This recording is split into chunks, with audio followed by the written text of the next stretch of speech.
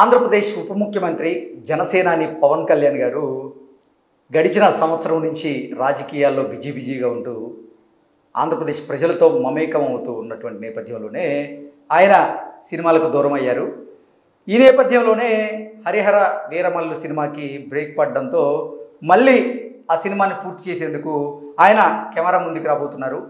ఈ నెల 23వ తేదీ నుంచి హరిహర వీరమల్లు షూటింగ్లో పవన్ కళ్యాణ్ గారు పాల్గొనబోతున్నటువంటి నేపథ్యంలో అసలు ఇంకెన్ని షెడ్యూళ్ళు బ్యాలెన్స్ ఉంది, ఈ సినిమా ఎప్పటికి పూర్తి కాబోతుంది అనేది మనం విశ్లేషణ చేసుకునేటువంటి ప్రయత్నం అయితే చేద్దాం. ప్రస్తుతం మనతో పాటు ఉన్నారు ప్రముఖ సినీ రాజకీయ విశ్లేషకులు, ప్రముఖ సీనియర్ జర్నలిస్ట్ యజ్ఞమూర్తి గారు. వారితో మాట్లాడదాం. యజ్ఞమూర్తి గారు నమస్తే అండి. నమస్తే కృష్ణ. యజ్ఞమూర్తి గారు, గడిచిన సంవత్సరం కాలం నుంచి పవన్ కళ్యాణ్ గారు ఆంధ్రప్రదేశ్ ప్రజలతో మమేకం అవుతూ రాజకీయాల్లో బిజీగా గడుపుతూ ఇప్పుడు ఉప ముఖ్యమంత్రిగా కూడా బాధ్యతలు చేపడుతున్నటువంటి నేపథ్యంలోనే ఆయన సినిమాలకు కొంచెం దూరం అయ్యారు. మళ్ళీ ఈ నెల 23వ తేదీ నుంచి ఆయన కెమెరా ముందుకు రాబోతున్నారు. హరిహర వీరమల్లు ఈ చిత్రాన్ని ఆయన పూర్తి చేయబోతూ ఉన్నారు. ఏంటి అసలు ఈ చిత్రం సంబంధించి ఎన్ని షెడ్యూల్ పూర్తయ్యాయి, ఎక్కడి వరకు వచ్చింది? ఎప్పుడెప్పుడు పవన్ కళ్యాణ్ గారు షూటింగ్లోకి వస్తారా అని చెప్పేసి జన సైనికులు అలాగే పవన్ కళ్యాణ్ ఫ్యాన్స్ చాలా ఈగర్గా వెయిట్ చేస్తూ ఉన్నారు. అంటే ఆయన కెమెరా ముందుకు వచ్చి సంవత్సరం పైనే దాటిపోయింది. చివరిసారిగా బ్రో అనే సినిమా కోసం తన మేనలుడైనటువంటి సాయి ధరమ్ తేజ్ హీరోగా చేసిన సినిమాలో ఆయన ఒక దేవుడు, అంటే మనిషి రూపంలో ఉండేది ఒక దేవుడిలాగా ఆయన ఆ సినిమా చేశారు. అది ఒక స్పెషల్ రోల్ లాగా. సో ఆయన కోసం 3 సినిమాలు వెయిటింగ్లో ఉన్నాయి. అందులో 2 సినిమాలు అయితే షూటింగ్ దశలో ఉన్నాయి. మనకు తెలుసు, హరిహర వీరమల్లు ఒకటేను, ఓజీ అనే ఒక సినిమా. ఇది కాకుండా హరీష్ శంకర్ డైరెక్షన్లో ఉస్తాద్ భగత్ సింగ్ అనే ఒక సినిమా కూడా అనౌన్స్ చేసి ఉన్నారు. అయితే ఆ సినిమా షూట్ అయితే మొదలు కాలేదు. బట్ ఏవైతే ఆల్రెడీ రన్నింగ్ దశలో ఉండి మధ్యలో హాల్ట్ అయ్యాయో వాటిని పూర్తి చేయాలని చెప్పేసి ఇప్పుడు పవన్ కళ్యాణ్ గారు నిర్ణయించుకున్నారు. సో యాక్చువల్గా ఏంటంటే చాలామంది ఏమనుకున్నారంటే మొదట ఓజీ సినిమాని ఆయన కంప్లీట్ చేస్తారు అని చాలామంది భావించారు. అయితే అందరినీ సర్ప్రైజ్ చేస్తూ ఆయన ఇప్పుడు హరిహర వీరమల్లుకి గ్రీన్ సిగ్నల్ ఇచ్చారు. సో మళ్ళీ అంటే మోర్ దాన్ 1 year కెమెరా ఎందుకు మళ్ళీ వస్తున్నారు ఆయన. సో దీంతో ఫ్యాన్స్ అందరూ కూడా ఆయన అభిమానులు అందరూ కూడా ఒక రకమైనటువంటి సంబరం మూడ్లో ఉన్నారు ఇప్పుడు. సో మళ్ళీ వస్తున్నాడు, మళ్ళీ మనం తెర మీద మళ్ళీ తొందరలో చూస్తాము అని చెప్పేసి. సెప్టెంబర్ 23 నుంచి మళ్ళీ ఈ చిత్రానికి సంబంధించినటువంటి షూటింగ్ ప్రారంభం కాబోతుందని, పవన్ కళ్యాణ్ గారికి సంబంధించినటువంటి పాత్రకి సంబంధించి కాల్ షీట్స్ కూడా మళ్ళీ ఆ రోజు నుంచే మొదలు కాబోతున్నాయి అనేది వినపడుతుంది. ఇప్పటి వరకు అయితే 60% షూట్ అయింది. సో ఇంకా 40% బ్యాలెన్స్ ఉంది దానికి. సో అందులో ఇప్పుడు ఏదైతే విజయవాడలో దీనికోసం ఒక భారీ సెట్ వేశారు ఆల్రెడీ. సో ఆ సెట్లో 23 నుంచి అంటే సోమవారం నుంచి ఆల్మోస్ట్ 400 మంది ఈ షెడ్యూల్లో ఆర్టిస్టులు, జూనియర్ ఆర్టిస్టులు కానివ్వండి, మొత్తం స్టాఫ్ కానివ్వండి, అందరూ కూడా పార్టిసిపేట్ చేయబోతున్నారు.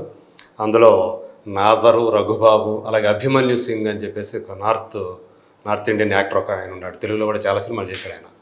సో ఆయన అందులో ఒక విలన్ రోల్ చేస్తూ ఉన్నాడు. సో యాక్చువల్గా బాబీ డియోల్ ఇందులో విలన్గా చేస్తూ ఉంది. కాకపోతే ఈ షెడ్యూల్లో బాబీ డియోల్ ఉండట్లేదు అనేది మనకు అందుతున్నటువంటి సమాచారం. సో మొత్తానికి ఒక భారీ స్థలం, అది కూడా హాలీవుడ్లో గ్లాడియేటర్ లాంటి సినిమాకి పనిచేసి గొప్ప పేరు సంపాదించినటువంటి నిక్ పవెల్ యాక్షన్ డైరెక్టర్, ఆయన ఆధ్వర్యంలో ఇప్పుడు ఈ యాక్షన్ సీక్వెన్స్లు తీయబోతున్నారు. ఈ షెడ్యూల్ ఎన్ని రోజుల పాటు కొనసాగే అవకాశం ఉందంటారు? ఇది దీనికోసం ఒక 1 నెల రోజుల పాటు కేటాయించినట్టుగా మనకు అందుతున్నటువంటి సమాచారం. చాలా భారీ స్థాయిలో దీన్ని ప్లాన్ చేశారు ఈ యాక్షన్ సీక్వెన్స్ని.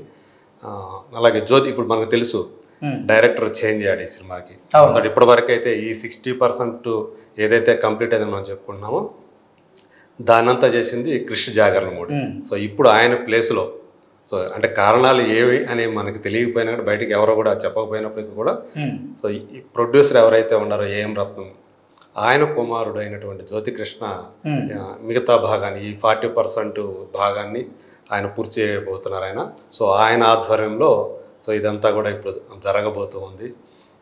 సో ఖచ్చితంగా అంటే ఈ సంవత్సరం ఆఖరు లోపల సో ఈ షెడ్యూల్తో పాటు ఇంకొక షెడ్యూల్ వేసి మొత్తం సినిమాని పూర్తి చేయాలని చెప్పేసి ప్లాన్ చేస్తూ ఉన్నారు.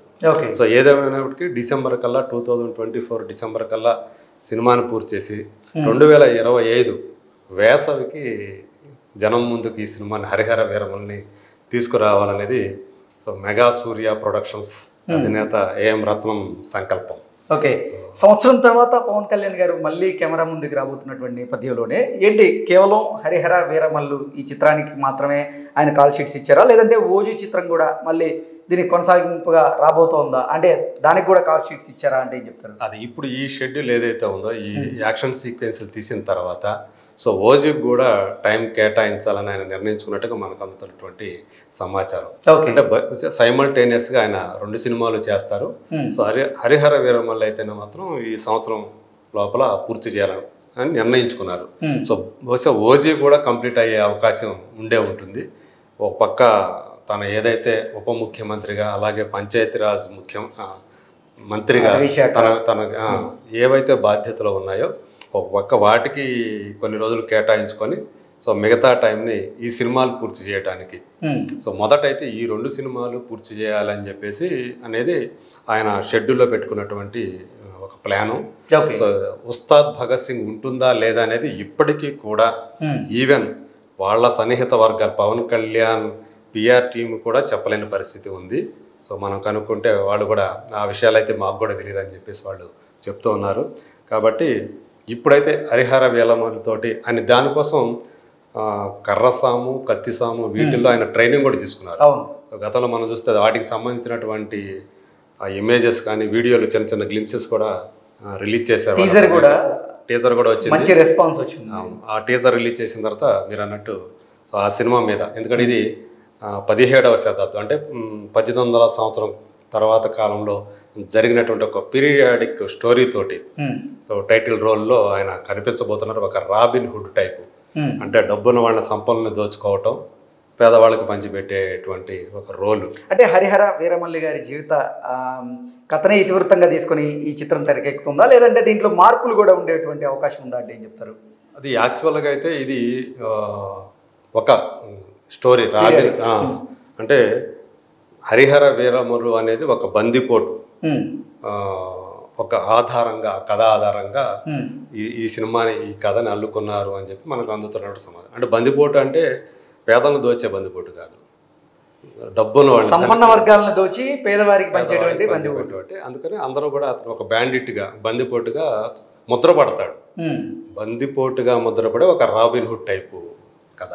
సో ఆ రోల్లో ఈయన మనకు కనిపించబోతున్నారు. అంటే ఫస్ట్ టైం ఆయన అలాంటి ఒక పీరియడ్ స్టోరీ చేయటం అనేది, అంటే గతంలో ఒక తీన్మార్ అనే సినిమాలో కొంత అలా ఫ్లాష్ బ్యాక్లో కొంత అది ఉంటుంది కానీ బట్ ఇది పూర్తి స్థాయి 17వ శతాబ్దం ఆ కాలంలో జరిగే కథగా దీన్ని తీయబోతున్నారు. దీనికి ఇంకొక ఎసెట్గా చెప్పాలంటే ఎంఎం కీరవాణి మ్యూజిక్. సో ఒక పక్కన ఆయన దానికి సంబంధించినటువంటి పాటలకు సంబంధించినటువంటి కసరత్తు ఆయన చేస్తూ ఉన్నారు. ఇప్పటికే ఆయన పూర్తి చేశారని కూడా సమాచారం మనకి, దానికి సంబంధించినటువంటి ట్యూన్స్ రెడీ చేసి పెట్టారని. ఇంకో పక్క ఇప్పటి వరకు ఏదైతే 60% షూట్ కంప్లీట్ అయిందో దానికి సంబంధించినటువంటి బ్యాక్గ్రౌండ్ స్కోర్ కూడా ఆయన రెడీ చేసి పెట్టారని కూడా చెప్తూ ఉన్నారు. సో ఇందులో నిధి అగర్వాల్ ఫస్ట్ టైం ఆయన పక్కన నిధి అగర్వాల్ అనే అమ్మాయి మనకి ఏదైతే స్మార్ట్ శంకర్ ద్వారా పరిచయం అయిందో ఆమె ఇందులో పవన్ కళ్యాణ్ సరసనామ నటిస్తూ ఉన్నారు. ఓకే, సో అది మొత్తానికి ఇంతకాలం తర్వాత సంవత్సరం పవన్ కళ్యాణ్ అభిమానులకైతే ఆయన మళ్ళీ కెమెరా మీదకి వస్తున్నారు. Thank you so much sir.